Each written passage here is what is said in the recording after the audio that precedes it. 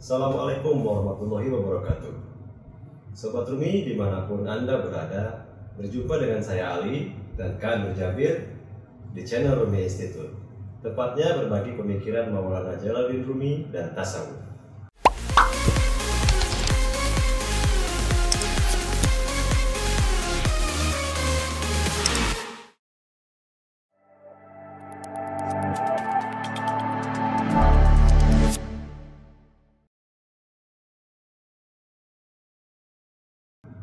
Sobat Rumi, pada kesempatan kali ini kita tahu kisah ya, kita tahu kisah.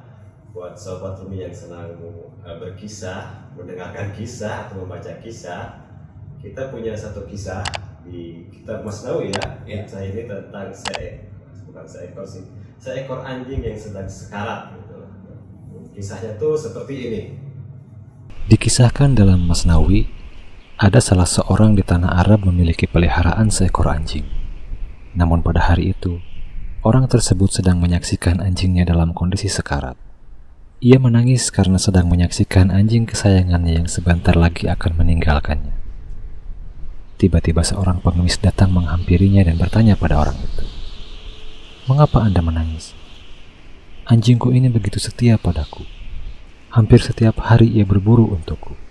Dan malam-malamnya ia lalui demi menjaga keberadaan diriku dari pencuri. Sakit apa gerangan anjing ini? Apakah ia terluka? Tidak, ia mati karena kelaparan. Bersabarlah, sesungguhnya Allah mencintai orang-orang yang bersabar." Lalu mata pengemis itu seketika melihat satu bingkisan di tangan orang tersebut. Kemudian bertanya, "Bingkisan apa yang ada di tangan Anda?" "Bingkisan ini berisi roti untuk dimakan." Pengemis itu terheran lalu kembali bertanya, "Mengapa tak kau berikan saja roti itu pada anjingmu hingga ia tertolong dari kematian?" "Sebab aku lebih mencintai roti ini daripada anjingku. Aku harus mengeluarkan uang agar mendapatkan roti. Namun untuk mengeluarkan air mata tak butuh uang. Air mata itu gratis." "Wah, celaka kamu. Tahukah kamu bahwa air mata adalah rintihan hati, dan dengan harga penderitaan akan berubah menjadi air kejernihan? Nilai air mata lebih besar dari roti. Roti dari tanah, sedangkan air mata dari rintihan hati."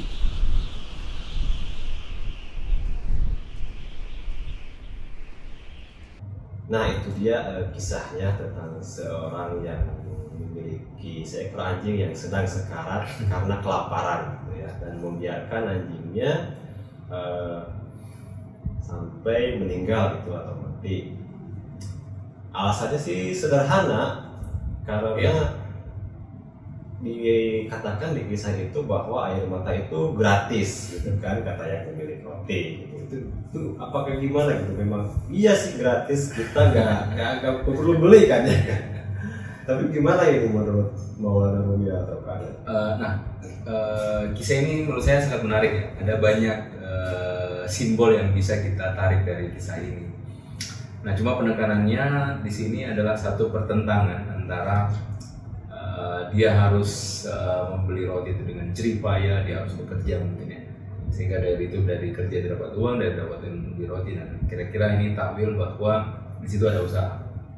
Nah, sedangkan air mata itu ya nggak perlu gitu. Saya cuma melihat kesedihan gitu. Nah, otomatis air mata saya menetes. Gitu.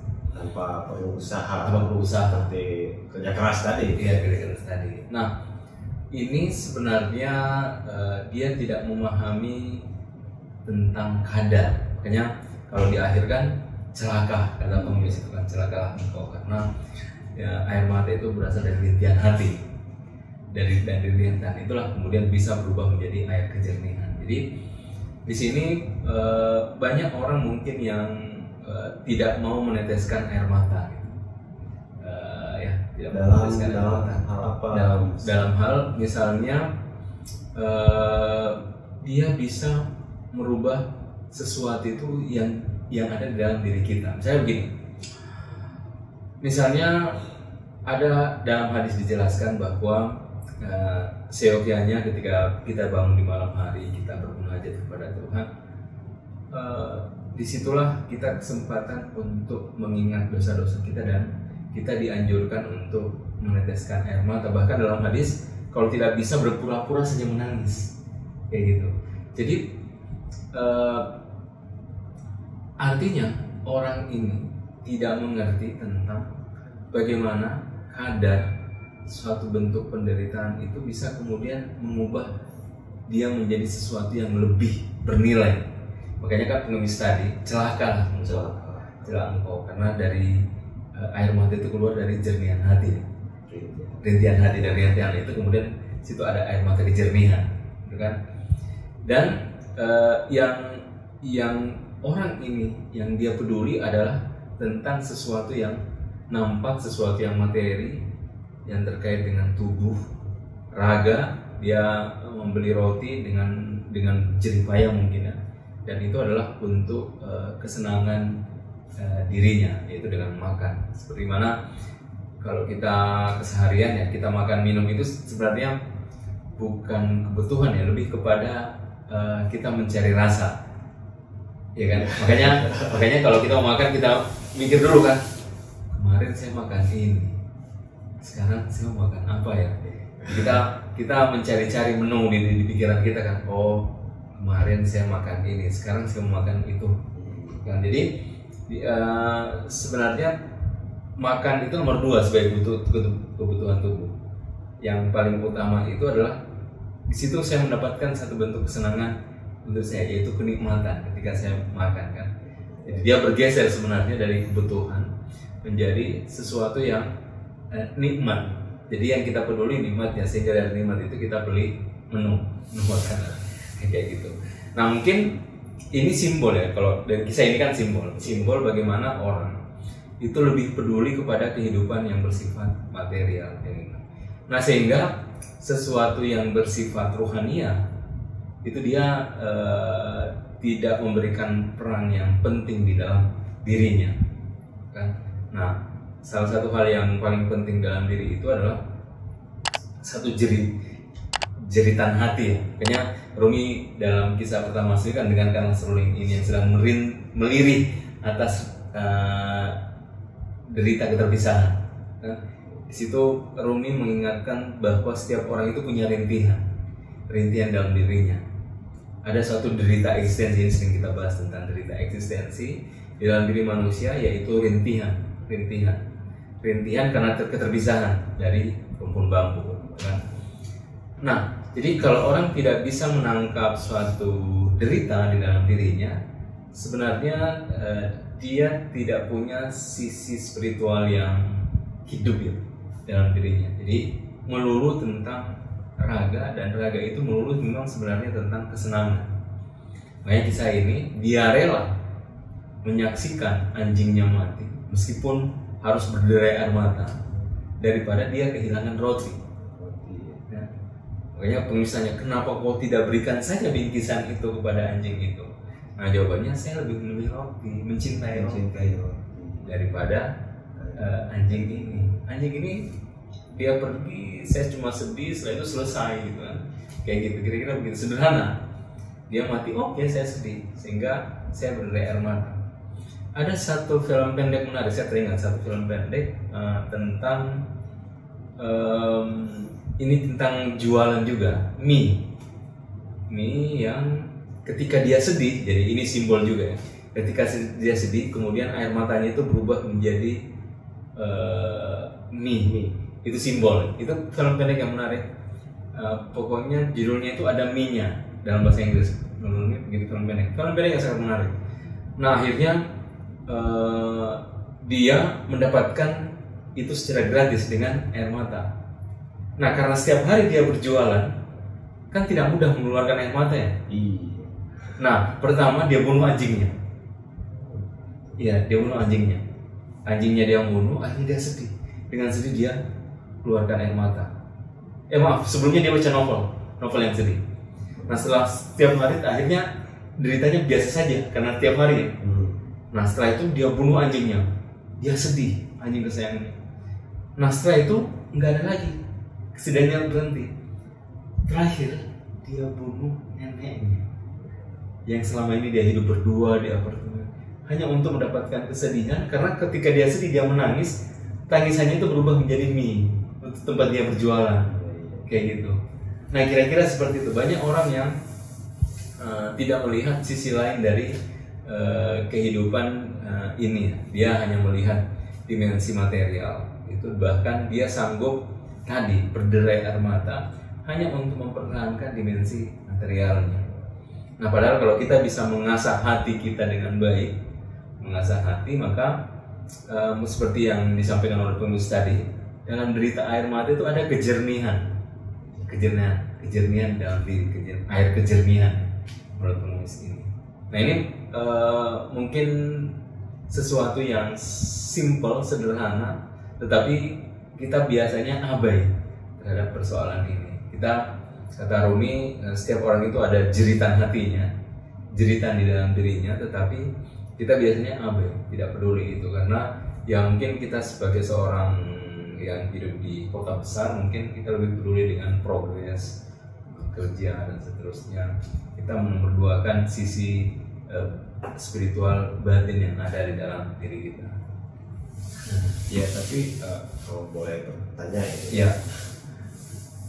Hal apa saja sih yang sedikitlah yang mungkin pantas gitu untuk kita tangisi selain dosa kita gitu di malam. Nah, kalau kita kembali ke kisah tadi, kisah tadi ingin menjelaskan bahwa sebenarnya air mata itu kan keluar dari rintihan hati. Nah, itu sebenarnya poin yang utama, bahwa salah satu bagaimana ada kepekaan hati adalah mengamati fenomena-fenomena yang kita punya empati, kepedulian seperti itu. Bahkan sekecil apapun. Mungkin kita hanya melihat ada orang misalnya yang meminta sesuatu, lalu kemudian ada lirik di dalam hati. Minimal itu ya, kalau kita tidak bisa berderai air mata, karena minimal itu ciri bahwa kita sensitif. Jadi makanya semakin kalau dalam sisi spiritual, dia orang itu semakin ruhani, dia semakin sensitif. Nah, hati ini tidak hanya berfungsi sebagai tadi berderai air mata, tapi dia bisa sensor untuk mengamati. Jadi dia itu yang disebut sensitif. Jadi semakin ruhani seseorang, jadi ketika jiwa seseorang semakin ruhani, dia akan semakin sensitif. Jadi tanpa misalnya Kang Ali bicara sama saya bisa membaca hatinya. Itu misalnya itu sensitif.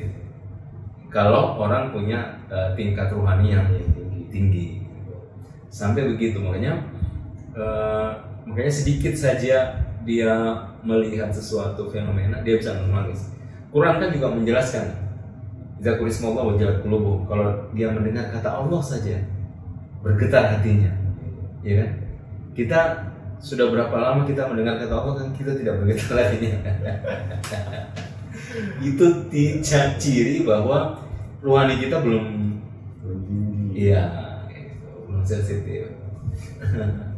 Jadi tangisan adalah tanda sobat Robi. Mungkin kita belajar lagi ya untuk menangis, bukan karena berarti cengeng. Bukan, sama sekali bukan. Tapi sensitivitas. Dan itu menandakan bahwa seseorang memiliki rohani yang tinggi.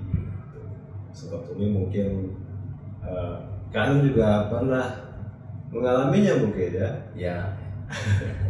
Pernah diceritakan di salah satu video di channel ini juga ya, silakan cari lagi kalau kamu bisa menangis karena sesuatu gitu. Ya itu dia sobat Ruby untuk kisah kali ini. Bagi masih ada yang belum puas, silakan berikan komentarnya di kolom komentar di bawah. Silakan share juga, jangan lupa like dan subscribe channel kami. Kita kembali di video berikutnya. Kalau sobat Rumi ada sebuah kisah dari Rumi dan ingin ditakwil gitu ya kisahnya, tinggalkan saja di kolom komentar. Insya Allah nanti kita takwil ya. Siap. Mungkin sekian dari kami. Terima kasih. Saya Ali dan Kak Nur Jabir dari Rumi Institute. Sampai jumpa di video berikutnya. Wassalamualaikum warahmatullahi wabarakatuh. Waalaikumsalam.